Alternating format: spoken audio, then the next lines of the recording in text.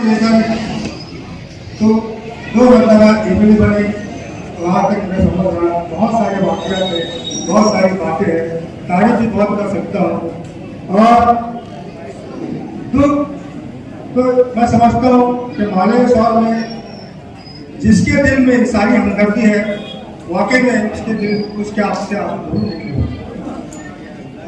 लेकिन दोस्तों शेख रशीद ने जो खिदमत अंजाम दी, जो उनका अमल था, जो उनकी बातें थी, जो उनका इखलाक था, जो उनका किरदार था, गरीबों, मिस्किनों, यतीमों, बेवाओं के साथ में जो उनका ताल्लुक था, उसके एवज में परवरदिगार आलम ने उनके इस मिशन को चलाने के लिए बहुत पहले ही एक हीरा उनकी गोद में डाल दिया, जिसका नाम है शेख आसिफ। अगर कोई समझता होगा कि भाई शेख रशीद साहब चले गए तो अब शेख रशीद साहब दुनिया से चले गए, लेकिन शेख रशीद साहब को परवरदिगार ने एक ऐसा हीरा दिया जो उसके मिशन को चलाने के लिए काफी है। और जब तक वो जिंदा रहेंगे मैं समझता हूँ शेख रशीद की यादें कभी किसी को नहीं, ऐसा अमल शेख आसिफ का रहेगा। ये मैं यकीन के साथ कहता हूँ, मेरा मुशाहिदा है, तजुर्बा है। आज शहर के अंदर एक ही चर्चा है कि शेख रशीद साहब ऐसे थे वैसे थे, बिल्कुल सही है, जाने वाला चले जाता है, लेकिन परवरदिगार आलम ऐसा नहीं है कि उसके पीछे कोई चीज नहीं छोड़ जाता है।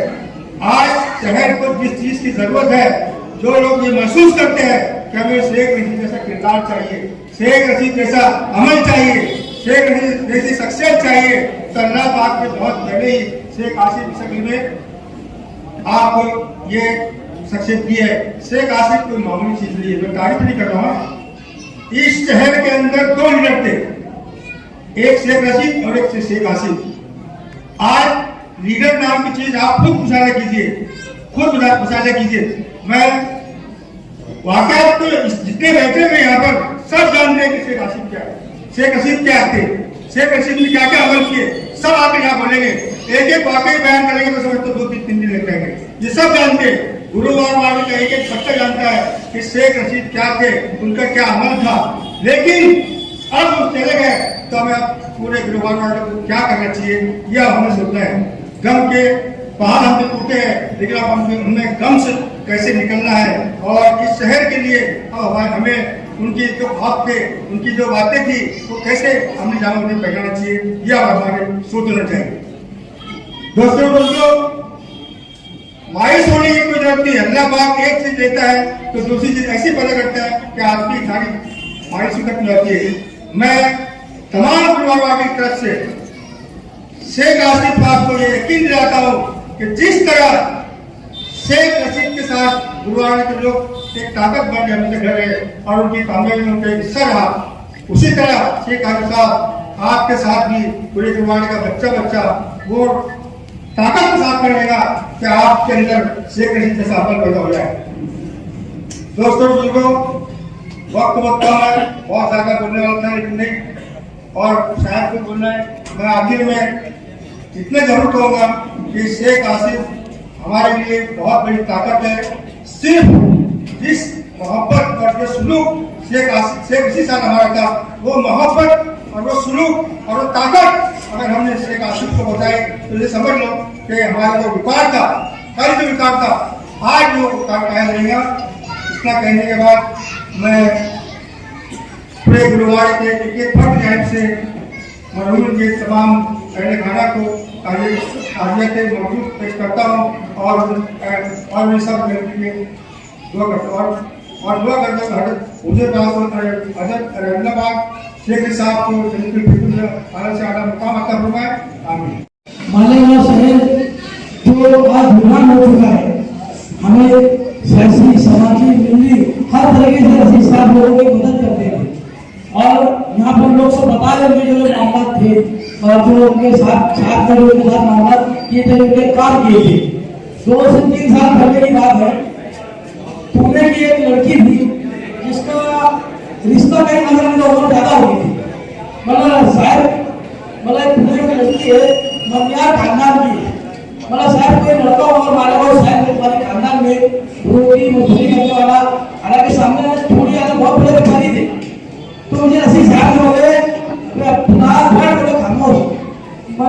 बोले कि बोले मनिया है तो क्या बोले मनिया नहीं बोलेगा तो बोले पता नहीं तो क्या वो बच्ची इतनी बार बोल लगेगा उनको बोल कि बोले सब कर्मों को है और सब कर्मों को है बोले कोई भी रात्रि में बोले उसकी शादी करा दो बोला ये मैं बोला उनको फिर मैंने उनको फोन लाया पुणे में कि बोला हमारे शहर के जो एमएलए वाली साहब है अरे जनाब वजीर साहब उन्होंने बात कही और वो बात पर उन्होंने उनकी बच्ची की नौकरी न देखते हुए दूसरी तरफ की बात की तो वसीम साहब सामाजिक काम करते थे लोगों को सच्चाई बताते थे कि देखो ये सच्चाई है कि हर एक मुसलमान करना पड़ने वाला बहन भाई हर कोई करना पड़ने वाला मुसलमान भाई वो एक है उन्होंने कभी पर्दा नहीं किया माना था कभी उन्होंने मुंह देख के काम नहीं किया मैं तो यही बोलूंगा सिर्फ साहब के ओर से मैं एक बात सिर्फ बोलने वाला और आप सब ध्यान रखो बात को जैसे तुम्हारा कोई भाई तुम्हारे वालिद तुम्हारे अब्बा इसका भी इंतकाल हुआ होगा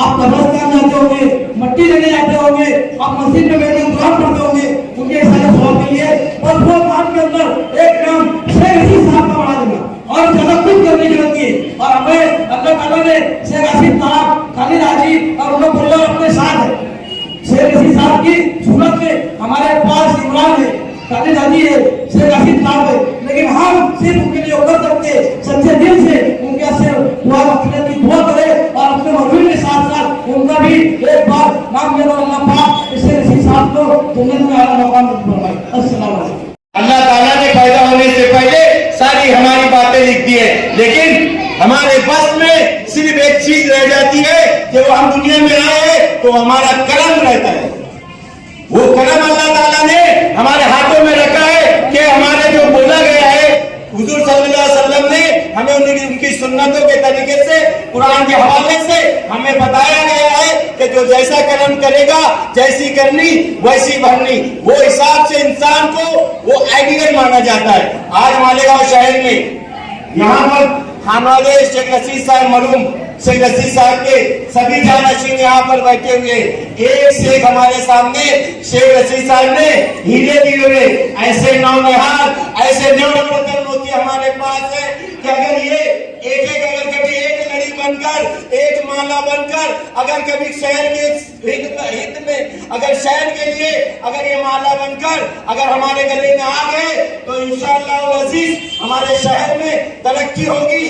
गरीबों के जो हमारा मसीहा गया है मरूम शेख रशीद साहब उनकी भरपाई अल्हम्दुलिल्लाह मुझे पूरा एतमाद है मुझे यकीन है खानवादे पर यही एक खानवादा हमारे शहर में जो बिगर मुफाद के चाहे जिसके हाथ में जो भी आता है कभी भी इन्होंने भेदभाव नहीं किया कभी भी अपोजिशन नहीं किया कभी पूछा नहीं कभी कुछ नहीं किया अपने तौर पर खालिद हाजी साहब अकील हाजी साहब हमारे कायदे नस्ल नौ शेख रशीद साहब हमारे यहाँ पर बैठे हुए इब्राहिम में तमाम ही लोग हैं और उन्हीं के नक्शे कदम पर चलते हुए आज हमारे पास ये जो हमारे लोग बैठे हुए हैं ये सब हम लोग अगर कभी चाहेंगे अगर शेख रशीद साहब की एक हुनर को अगर हमने ले लिया तो इंशाअल्लाह अजीज हम शेख रशीद साहब की वो कमी जो अल्लाह ताला ने हमें इतना अजीम और शान लीडर हमसे ले लिया है क्योंकि हर एक को तो जानना है पहले ही मैंने बोला है कि मौत से सबकी किसकी रिश्तेदारी है आज उनकी तो कल हमारी बारी है तो हर एक को वहां पर जानना है। मैं इतना ही बोलना चाहता हूँ कि रशीद साहब के जो 3 बातें सियासत में जिसके ऊपर अमल करते हुए मैं चल रहा हूँ कि रशीद साहब की वो 3 बातें अगर हम सब लोगों ने उसमें से एक बात भी उस पर अमल करने के लिए ना जबानी जमा खर्च करते हुए अगर उस पर अमली जामा पहनाया तो इंशाअल्लाह अजीज हम लोग शेख रशीद साहब का नाम जब तक भी रहती दुनिया तक हम लोग पहुंचाते रहेंगे। रशीद साहब की जो 3 खूबियां है वो 3 खूबियां ये थी कि रशीद साहब जैसे थे वैसा ही उन्होंने राजकारण किया कभी भी उन्होंने आधा तीतर आधा बटेर वाला राजकारण कभी नहीं किया। मैं ऐसा है जैसे वो थे वैसे ही राजकारण किया।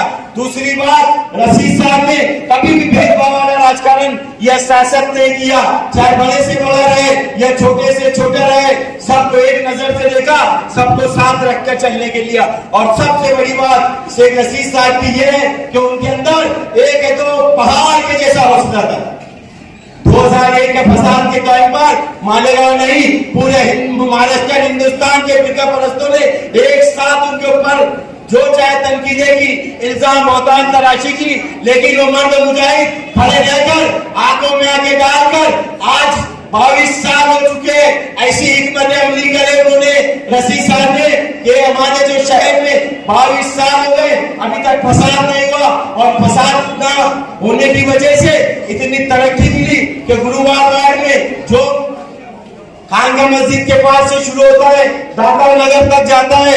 आज अपन खुद देखिए कि शेख रशीद साहब के एमएलए बनने से पहले आज मेरा भी घर आज पटरी का रहता था, ऐसे कई थे, लेकिन शेख रशीद साहब ने हमें वो हौसला दिया, शहर को तरक्की दी कि अल्हम्दुलिल्लाह आज हमारे पास ये जो बैठक में लोग हैं, आज अल्लाह ताला के रहमो करम से आज मालेगांव नहीं महाराष्ट्र भर में बल्कि यूपी बिहार में भी सेठ के नाम से जाने जाते। ये सब हिकमत अमली हमको करना है।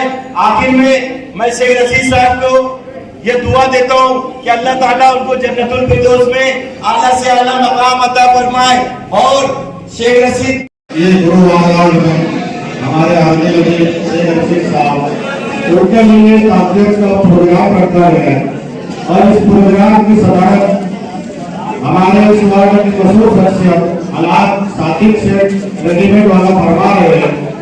और यहाँ पर हमारे मरहूम शेख सभी खानदानों के तमामी हजरात मौजूद हैं। ये ताज़ियत उन्हीं के लिए रखी गई है। हमारे हरदगीज शेख रशीद साहब में एक वाक़या मैं बताना चाहता हूँ। जब दूसरे टर्म में शेख रशीद साहब आमदार बने और मुझसे कहा कि भाई यार सलीम पासू तेरे जो बुके लोग हैं बुजुर्ग हैं उनको बम्बई लेकर आ जा, आप उनको अपने को घुमाना है। मैंने मेरे जो भी 10 लोग थे गाड़ी का इंतजाम किया, और उसके अंदर हम लोग हैं, उसके अंदर सबूर दिलार थे, अय्यूब पहलवान थे, इकबाल अंसारी से हमारे अपना डॉक्टर के अब्बा, ये टोटल 10 लोग थे। गनी हाजी होटल वाले थे। हम यहाँ तकरीबन दिन 2 बजे निकले, सफर करते करते रात में तकरीबन 1 बजे हम मंत्रालय पहुंचे। तो जब तक मैं 7 का काम तो 10 फोन आ गया, क्या लोग कहाँ पहुंचा, क्या लोग कहाँ पहुंचा, बोला शायद यहाँ पहुंचा, शायद वहाँ पहुंचा, यहाँ पहुंचा।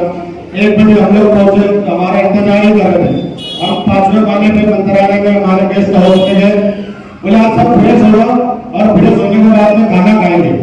सब इधर उधर की बात चली, खाना आया, तकरीबन लोग हमने सबने खाना खाया, इधर उधर की बात करने लगे।